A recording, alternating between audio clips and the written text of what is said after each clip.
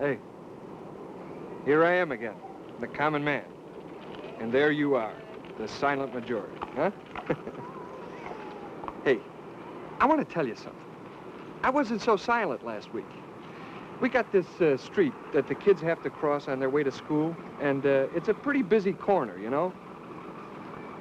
Well, a kid got hit there last week, and, well, he's going to be all right. But it was like the last straw. So a bunch of us went down to police headquarters, and we really raised a lot of hell. Then we went down to the alderman's, and we did the same thing. And you know what? We're going to get a crossing guard on that corner. Yeah, we're going to get our crossing guard. You know, it's sort of like this crime thing in a way. Hey, look, I'm no dummy. I read something else besides the sports pages. And all that stuff on TV. It's not that simple. There's a lot of reasons why people get into trouble or break the law. Look, I ought to know. I had a couple of close calls myself when I was a kid. Besides, what do you do if you can't trust the people who are running things, huh? What do you do if they're crooked or they won't listen to you? Hey, I don't know. I don't have the answers. All right. Maybe I should get involved, huh? Maybe I could do something about it. But I also got a family to take care of. I work hard. I come home at night, I'm tired. And I pay taxes, and I expect to get something for it, especially protection. I don't know. I just don't know anymore. You know, it's one thing to get a crossing guard. But what's one person gonna do against a whole bunch of politicians, huh?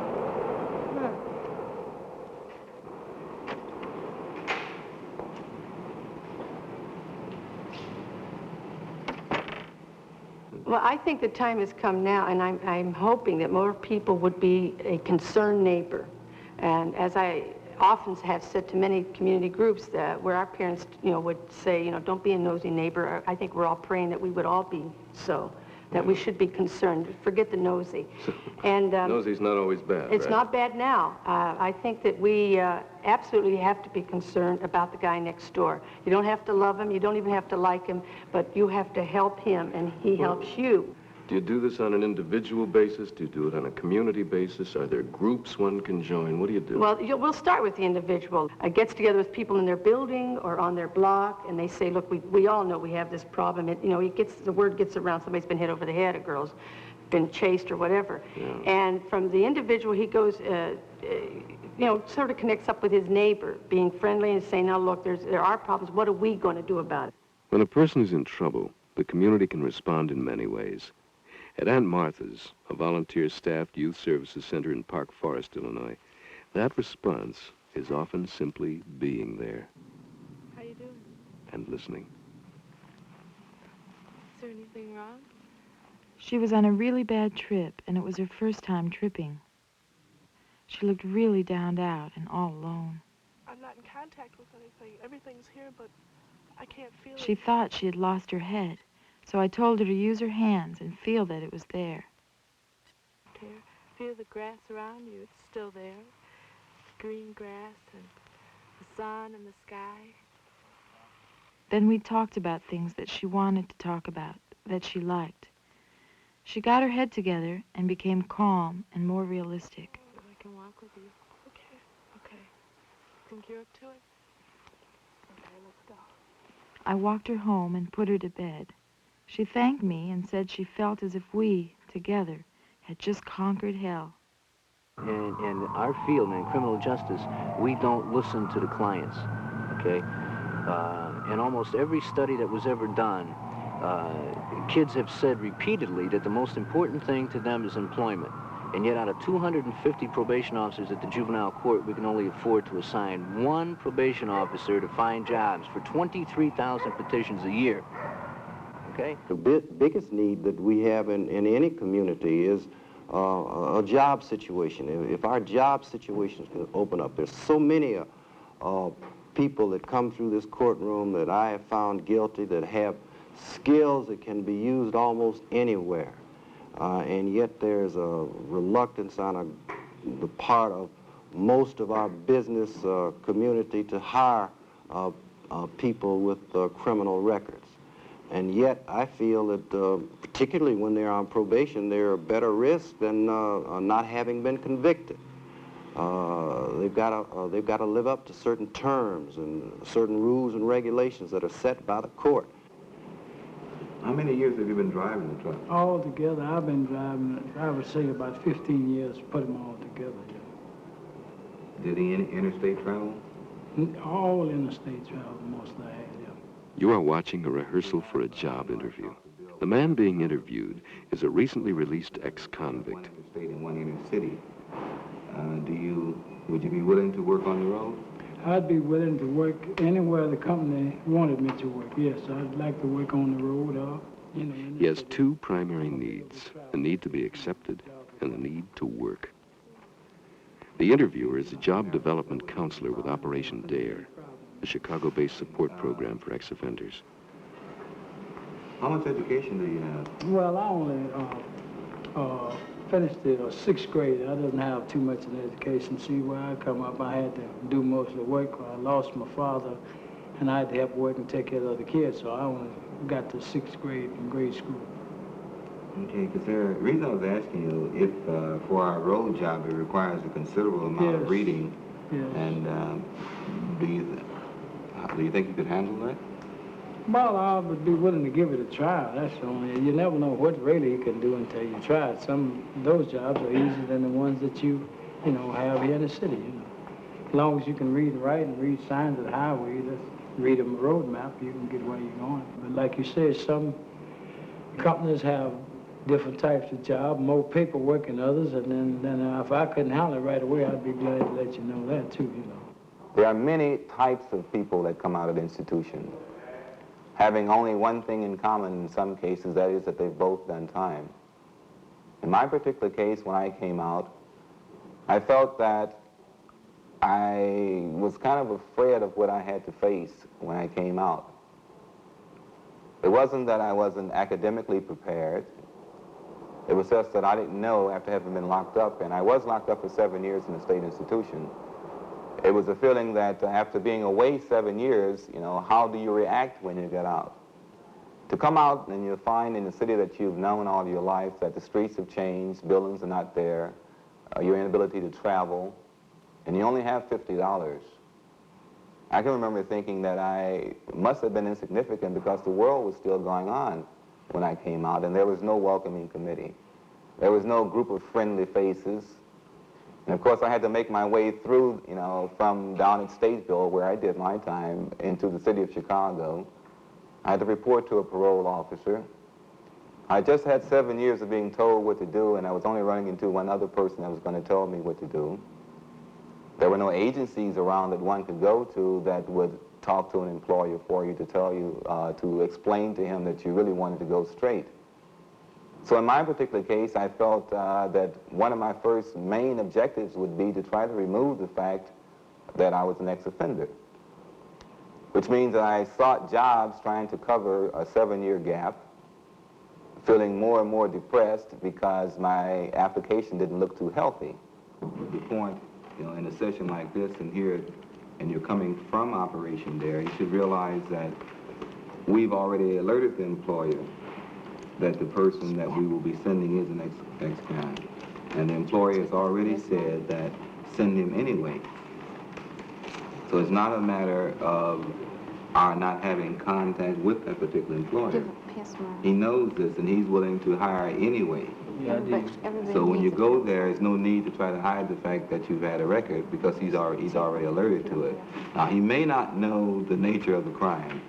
One thing that we try to caution everyone against is indulging maybe the employer in a lot of the details of the situation because it's really not necessary. Just to say, I was convicted of burglary. During its 3 years of existence, Operation DARE has obtained jobs for over 1,600 ex-offenders and involved some 300 citizens as volunteers. Only 7% of its clients have returned to prison. I'm an old hand at things. I've been around a long time in these prisons. So I think the best thing for any man, whether he's young or old, in or out of prison, he should work. Whatever his work might be, office or whatever. And It's a smart thing to do, too. Do is just tell you for a couple minutes about another part of the program that Herb and I are involved in along with job coaching, and this is our citizen volunteer program, which is what I think you thought before that Larry was talking about. And this is where people from the community who, through speeches that we give, through situations like this, through some articles that we've had in the newspaper, have expressed an interest in becoming involved in criminal justice. And what we're asking some of our clients to do, if you're interested, is to work on a one-to-one friendship basis with one of these people. They're primarily businessmen, businesswomen, housewives, professionals. But mainly they're people who are interested in finding out more about criminal justice, and if they can offer you some assistance in showing you available community resources, that kind of thing, or other alternatives to the ways that you've found to solve problems in the past. You know, this is what they're all about. And at the same time, I would hope that each one of you would share with them some of the feelings that you have about criminal justice, you know, so that we can begin to educate the public on what's happening within our institutions, what's happening on the streets. You know, everybody's concerned with crime, but it doesn't seem a lot of times like people are too concerned with the reasons. So maybe if we get some of these personnel people, business people, professional people a little bit involved so they begin to understand, then we'll have the means to exert change. The average cost of keeping a man in prison for 1 year is about $5,000. If his family goes on welfare because he can no longer provide for them, the cost is likely to double. The average cost of rehabilitating him through the Operation DARE program is $331.41. The modern urban complex we call a city is actually made up of 4 sociogeographic cities. Its downtown, its inner city, its neighborhoods, and its suburbs. But on Chicago's west side, a new urban model has been created by its citizens. A 5th city, the human city. When Iron Men go marching in, when Iron Men go marching in, there'll be a new day tomorrow. When Iron Men go marching in, when City 5 has come alive, when City 5 has come alive, there'll be a new day tomorrow when City 5 has come alive. Back in 1964, residents of this community with some residents from the Ecumenical Institute began planning what a new community would look like, or what a human community would look like. So we used to meet on Wednesday afternoons in what we call commissions. 200, 300, 400 people. After several months of meeting and discussion, we began to plan to build a model, a social model for the inner city. We had many problems here, and out of the problems, the problem solving, which lasted from 64 to 68, out of those problems, the Fifth City Organization came. We had 5 presuppositions. That is, that we would have a delimited geographical area to deal in, that we would deal with all the problems, that we would deal with all of the ages, and that we would deal with the deaf human problem or the ghetto problem, the I can't do it kind of image, and that we would deal with symbols, and we would use symbols to recreate or to bring back into the consciousness of individuals what they really knew about their lives. I can't do anything, create the future. I can't read. I can't. Andre, you can't read. I can't read. Michael, you can't write. I can't write. You can't know nothing about the world. I can't know something about the world. You can't know nothing about this city. I can't know something about this city. You can't know nothing about Chicago. I can't know something about Chicago. You can't. I can't. You can't. You can't. You can't. You can't. You can't. The Fifth City Fair is basically done to sort of get massive involvement from the community in one spot, which helps to sort of build the community and get people to know each other and that kind of thing. And we'll be also sort of celebrating and symbolizing by this massive grouping of people and many diverse things going on the next 10 years. And where there is real community, there is little room for crime. Because crime grows from the frustration of a hopeless situation. In Fifth City, the citizens are taught to shape their own futures. On the types of programs we have, that's what the state thing is all about. Finally, not to have fun and to sell things, but to finally just allow people to understand that they're being cared for and that they can participate in that process. I started messing around with the games at 14. About 15 years old, I was the leader of the Pee Wee Vice Lords here on the west side of Chicago. And of course, our main activity was just ripping off, you know, like snatching purses, drinking wine, partying, and then having our little fights with other gangs. At that time, we didn't use guns or even knives. We just basically boxed. A little bit later on, I learned how to box real good and everything, and I used to go all over Chicago boxing, and that was when I was about pretty close to 16 years old. And so, I don't know, gang banging at that time was just a way of expressing that I was here and I was tough. And then I shifted to a consciousness that something had to happen in the world, in fact, my community. And that was when I decided to get married. I was 17 years old. I had given up the gang life. I felt that even marriage wasn't enough, and I wanted to get into something greater. And I began to sell newspapers for the Black Panthers and go to their political science workshops, and I even picketed and demonstrated with Martin Luther King, SCLC. And after that long experience of doing those kinds of things, I sort of realized that that wasn't even getting it. So I ran into Fifth City, which was in my own local community. A group of people, about 13, had sort of decided that something was going to happen on this west side of Chicago, and they had talked to me, and so they thought maybe I would be interested, and so I volunteered my time in the beginning, and we started to build Fifth City as a local community with 16 blocks and 5,000 people. And our main concern was bringing into the community the kind of human services that every community needs, such as the health outposts for health problems that people have, preschool for infants, and kinder school, and that kind of thing, or just basically preschool, so that the mothers can get out and work instead of being on welfare even.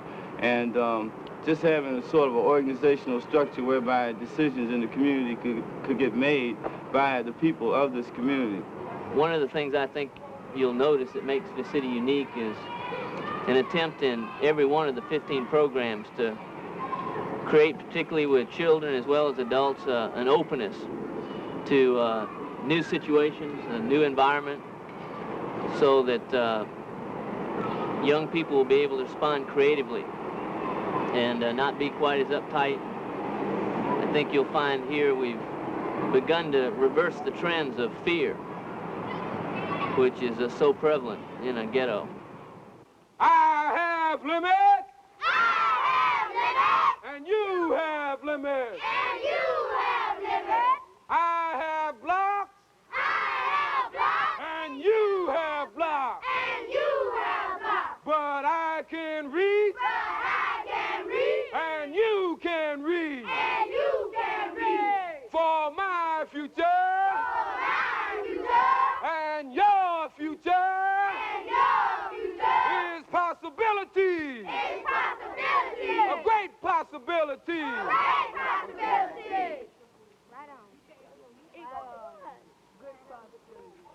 Black man, we are the red men.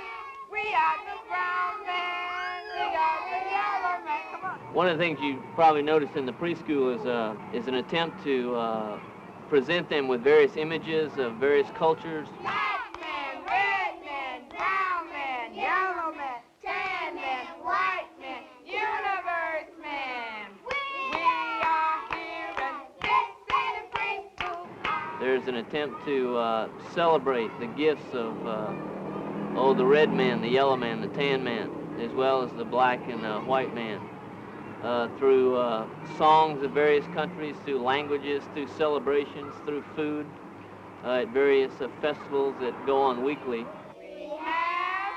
We can live this day or throw it away. This is the day we have, so let's pick up this day and live. How I got started was that Lila Campbell, she's not here now. But anyway, she came by the house one day and knocked on my door and said, how would you all like to have a preschool, you know, in Fifth City? I said, what you mean have a preschool? You're going to just give us a preschool like that? That's all gone. I don't want to even hear what you got to say. So she kept coming back, you know. And finally I came over and we had a meeting, you know, like Lila said, and a little state meeting, guilds, you know. And we started meeting and talking, and so then she said, you know, how many children we had in the community and things like that. And I told her we had about 25,000 people, you know, in all, and I don't know how many children, so. And then later on, they began a preschool, and I began volunteer time.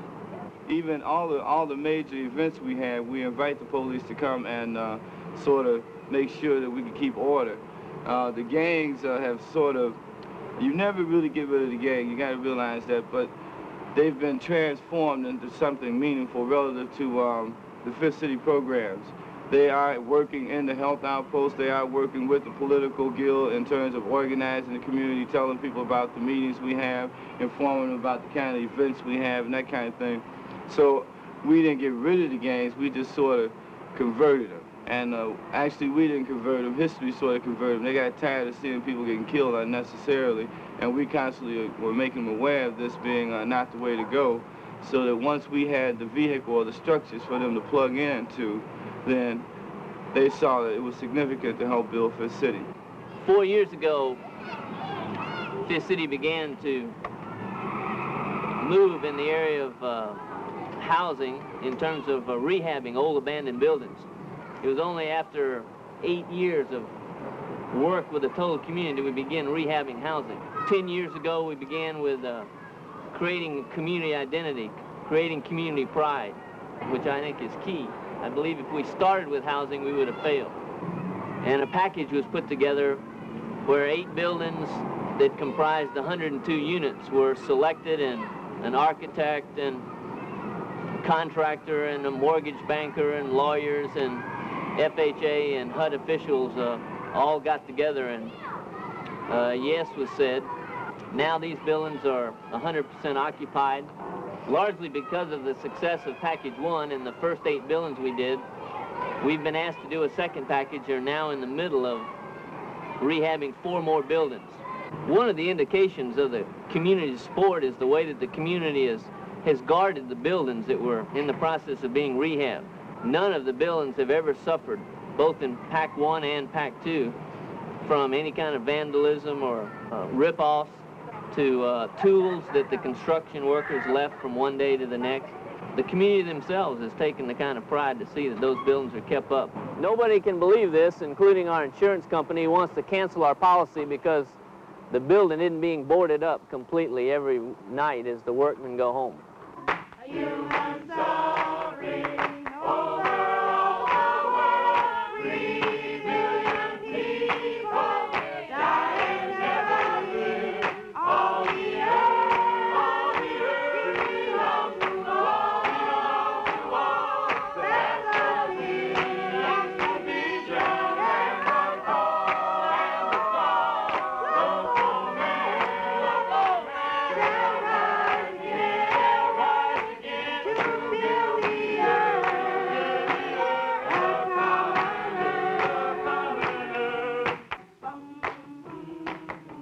The final commitment of Fifth Citizens is to take their model to the world.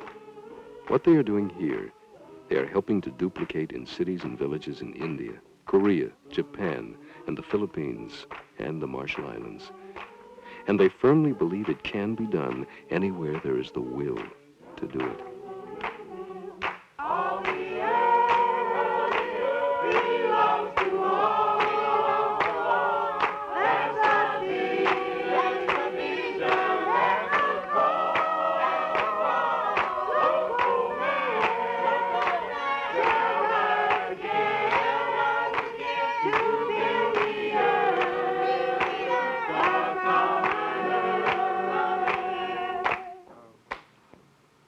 come to terms with life. Our life is the city. The city is brokenness, scattered, burnt pieces. Let us give the broken city to the world. Tomorrow the world is the city. Tall visions rise from the wreckage. Powerful, hard, black. Let us labor for the renewed city future. Today our life is poured out. The whole world waits for our creation as we build, shape, construct order. What is your name? What is your name? What is your name? Kenya. What is your name? My name is Sandy. What is your name? My name is Tisha Jackson. What is your name? My name is Angel. What is your name? My name is Melissa. What is your name? My name is David. What is your name? My name is Mrs. Carter. What is your name? What is your name? We have looked at our system of justice, and we have looked at ourselves. The only conclusion we can reach is that if people are scared enough, or determined enough, or informed enough, we may someday realize our cherished goals of equal justice under the law. Until then, we will have to be content with those other immortal words from Pogo. We has met the enemy, and he is us.